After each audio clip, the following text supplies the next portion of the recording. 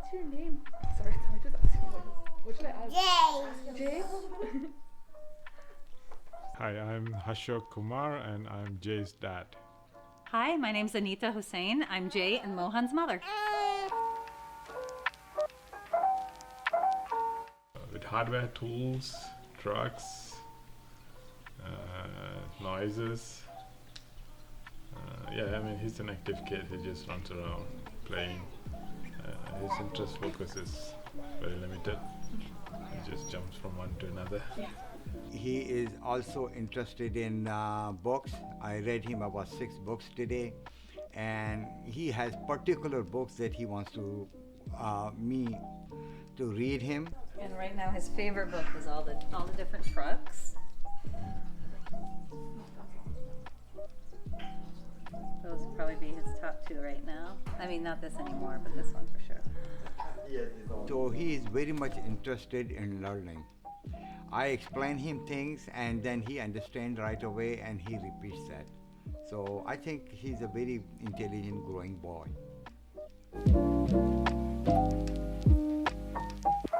When he was very young, when the landscape guys would come and do the landscape, I'd take him outside to see them and hear their noises. And every week when the garbage truck and recycling truck would come by, I'd take him outside to see that and hear that. So I think those were the kind of earliest interactions he had with other people, because he was sort of born in a pandemic, and so he saw folks working, and he's really interested in outside work, construction, landscape, and those are his dad's passions too, so he gets to see his dad do that and help his dad do that. Sometimes he also repeat after me small phrases. Like I show him Chanda Mama Dood Ke, which is in Hindi, and he will repeat after me and he will look at it. What color is that? White. White? I don't think it's white. Blue. Blue. What about the other one? Where's edamame? Green almond. Green edamame. He's always observant. Like if you go to a temple, if you see other people pray or the way that they pray, he like to mimic them. Mm-hmm. So he basically sees other people, and when he plays around like older kids, like sliding, then he will do that. So he basically follows the action of other people and try to see if he can do that. Yeah.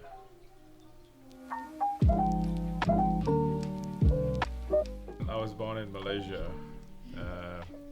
Spent a lot of time in Singapore, probably more in Singapore than Malaysia. Then I moved to US 10 years ago for work.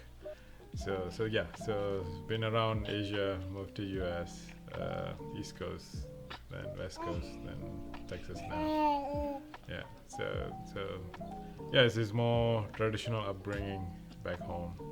I was born in India, Nasik, Maharashtra, and then my family moved to Pakistan. So I had my primary education, my college education in Pakistan. Then I left about 52 years ago. I came to Germany. I lived there for 3.5 years. Then I went to Canada. I lived there for 1 year.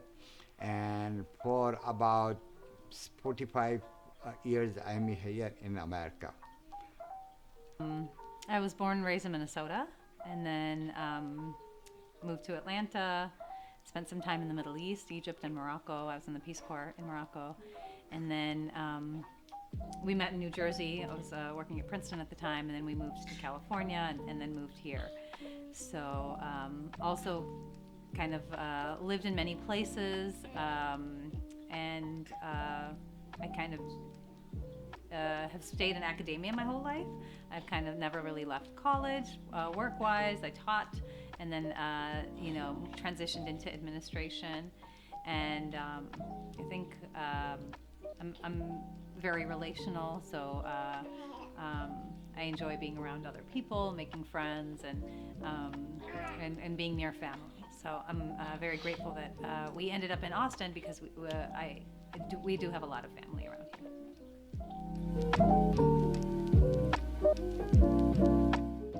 We try to go to temple as often as we can, just for him to understand about cultural, also religion, and then it's just when we have dinner, we sit together, right? So it's just enforcing the family values, Eastern values of being together. Other than that, I think it's also the blend of Eastern and Western too. I conscientiously try to speak with him either Urdu or Hindi, the same language, and my background and my culture was Hindi. My mother tongue is Urdu, so I speak with him, and he very much enjoys it. And right now, when he says something, he is learning both the language, English and Hindi. And when he goes to his babysitter, they speak Gujarati, it's a local Indian language, and few words he also says in Gujarati. So I think with my cultural background and with my efforts, he is learning the American culture and the Pakistani culture and Indian culture. We go to temple together as a family. He goes to the mosque with my father, and we do puja. We have a puja room and do a Hindu traditional prayer. When we get in the car, we do a traditional Muslim prayer, and before meals we do a more Christian type of grace. So I think he has the benefit of getting a little bit of everything, getting a potpourri mix of culture. But I think like Hashok said, family values is what's like the common denominator between all of the blend of cultures that we bring to him. So I'm glad that Hashok mentioned eating dinner together and eating meals together. That's a really sacred time in our home, and I think that that's something that we really do value. It's time together.